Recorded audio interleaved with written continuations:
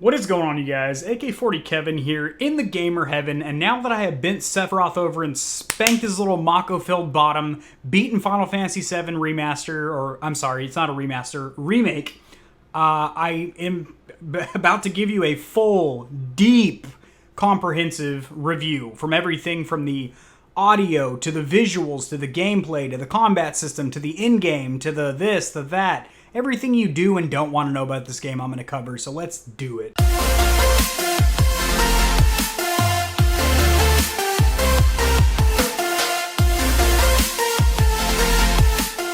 Hopefully you enjoyed that intro. Jumping right into it, we are going to start with the soundtrack, okay?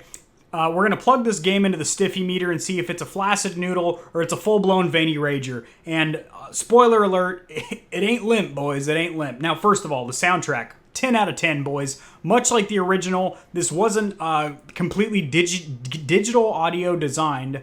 It was actually orchestrated with a legit orchestra. We're talking violas and violins and shit. And yes, you can definitely tell if you're playing with some headphones or a sound bar or some surround sound. I mean, you should be using one of those. If you're still listening to audio out of your TV, I don't know what to say to you at this point, but it's amazing. It's absolutely stunning. They've taken all the original soundtrack tracks. They sound like an idiot. All the original songs and basically remastered them, remixed where they sound true to the originals, but they also have a unique modern twist, and they just sound absolutely fantastic. From an audio standpoint, it's just fantastic. Let me make sure my glasses are on correct because we're about to get real deep in this equation. So, other than the actual soundtrack, the audio in general, everything from the clashing of swords to birds off in the distance is designed very well. Very good situational awareness. If you're playing with headphones, you're able to clearly hear footsteps off in the distance and just little sounds here and there. So the sound design is absolutely flawless. It's very impressive, I'll say that. Graphics.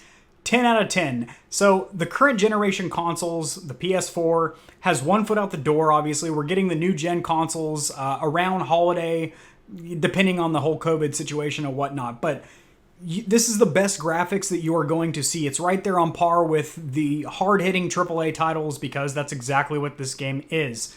The facial features, the way Aerith's hair moves and whatnot, it's just such a beautiful game, and there are some epic scenes. I'm not going to drop any spoilers in here or anything, but there are some amazing scenes where there is explosions going off in the background and smoke coming in and these little Dementor-like creatures that just want to have their way with you. And it's just a beautiful game overall, and there's just some absolutely amazing vistas off in the distance. Just a big scope overall. Very big, wide open environments, big scope. So the story. This is where it gets a little complicated, but not too bad. I'm going to give it an 8 out of 10, and the reason is they added a ton of backstory in order to have this game be a complete, 30 to 40 hour campaign, considering it's only about a third of the actual story of the original FF7. So, in order to make it be a complete game to where you don't feel like you just got ripped off for $60 and taken advantage of, every single event that happened in the original game is in this game with amplifying information. You're going to get a ton of character building, backstories, a lot of side quests that actually add to the main story. Now, there is a lot of filler missions, like Cloud having to find some little girl's kittens and shit like that. A lot of those stupid missions, you're just going to want to breeze through, skip them, which kind of sucks because there are some good items and weapons that you get for those. These side quests can always be revisited at a later time, and I would just honestly recommend doing that. Gameplay, I'd give it about a 7 out of 10. It is very good, but opening chests and flipping levers and stuff like that takes Cloud forever. Like, it takes him like 7 seconds to flip a lever, and that kind of takes you out of the fast gameplay immersion. When you have to like open up a chest, then he has to like bend down, warm his wrists up, stretch to make sure he doesn't pull a hammy. It's just kind of weird, you know what I mean? So that was kind of stupid. The weapon modding system I don't really like too much because it takes you time to get in and out of it. And I don't really like the way it looks. If it was something like you put the weapon on like a weapons bench and you could slot materia into it and you could sharpen it to increase your attack on it, or, stuff like that, increase its magic defense by, glazing it with some mana or something like that, that'd be really cool. But yeah, So those are my two big complaints. It's just little things that Cloud does take for fucking ever. The weapon modding system could be better. Also, the camera does take some serious right thumb manipulation because it'll get in some weird positions sometimes, which will throw you out of whack when you're in battle or even just trying to traverse the environment.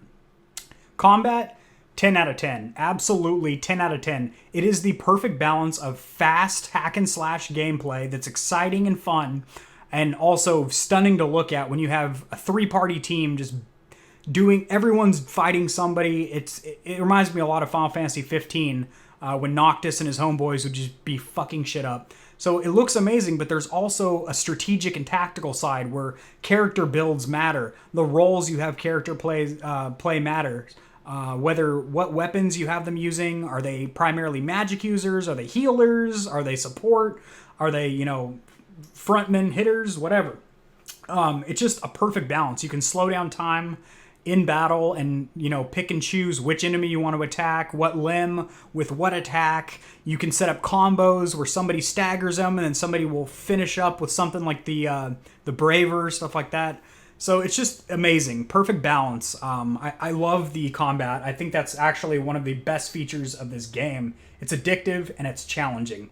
So in-game, I would give this a 7 out of 10. So in-game is obviously once you've completed the primary campaign, what is there left to do? So once the credits roll, you unlock hard mode, double XP, and you can jump to any chapter or location to complete any side quests that you might have skipped because it seemed tedious or stupid at the time. However, there's not a lot of side quests. You can finish all the side quests probably in a couple of days, depending on, if you have a life or not. I mean, a lot of us are stuck at home due to this pandemic. So if you just, smoke some crystal meth and do an all-nighter or something, you could complete all the side quests. And some of them are just so stupid, like I said, that they just seem like filler and it's kind of dumb. So that's unfortunate. So here are some of my ideas as to where this game could have unlocked a 10 out of 10 score instead of a 7 out of 10 for in-game. If you unlock some kind of a co-op mode where you could have 2 or 3 friends playing, it wouldn't even have to be split screen, but one person, in battle controls each character, that would be really awesome, and it would give you an excuse to want to play through the campaign, the complete campaign again, because you could play through it with a set of buddies, which would be really cool. I don't know how much programming that would take to unlock, but hey, it would be really cool. And yeah. Also, if there was some kind of an open world free roam that allowed you to explore Midgar in all of its glory, and I do mean all of Midgar, so you could just go around, spend a couple days walking around Midgar, finding all these little Easter eggs and all these little hidden interactions with NPCs and stuff, I think that would add a little bit of extra immersion. Perhaps find some collectibles or assess some rare monsters that'll give you some really rare legendary loot, maybe some extra in-game weapons that you can only unlock after you've completed the main campaign. Like a upgraded Buster Sword or something like that. That'd be really, really cool in my opinion.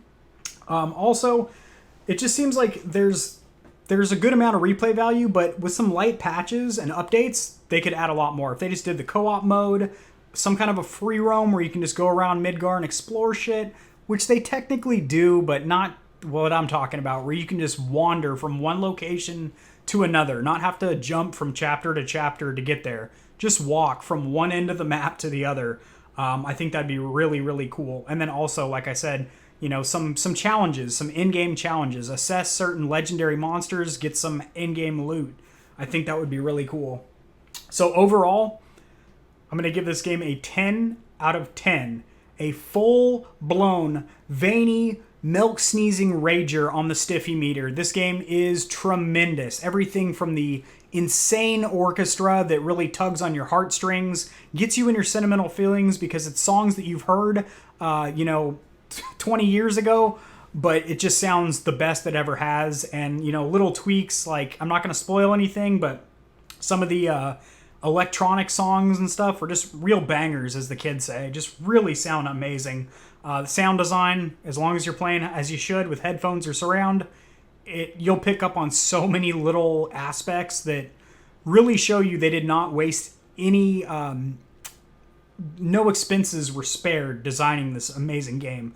I do think the story did the best they could with cutting this game into thirds and I don't necessarily agree with that decision, but I think they had to do it like that. I don't think they could fit, not on one Blu-ray disc, they couldn't fit this entire saga the way that they want to do the storytelling with all the backstories and stuff. So for the design, I think they did achieve that as well as they could. So bravo for that. And honestly, the combat, it's so good. It's so good. It's, if you just want to get in there, block, hack and slash, dodge, block, hack and slash, or if you want to be strategic, slow down time, they even have a traditional classic mode where combat goes back to that turn-based style if you want to do that as well. So it's good. The combat's really good. Gameplay, it shouldn't take Cloud an hour to flip a lever, or, you know, I shouldn't be able to take a nap while he's opening a chest. That's just ridiculous. It takes you out of the immersion of transversing the environment, and it's fast gameplay. He can sprint and stuff, but then he comes up to a lever, and you got to hold down triangle, and he's got to warm his hands up around the lever and pull it. It's just like, come on, man. You're an elite ex-soldier first class. You can't pull a lever quicker? I don't know. So yeah, that's going to do it, guys. Hopefully I didn't ramble on too much, and hopefully this review was accurate and beneficial. Please start a conversation in the comment section below. Let me know your thoughts. I tried not to include any spoilers in case you guys are still playing through it. I just wanted to get down to the nitty-gritty of how this game was designed and my thoughts on it, considering it's such an epic title. All right, guys. Peace.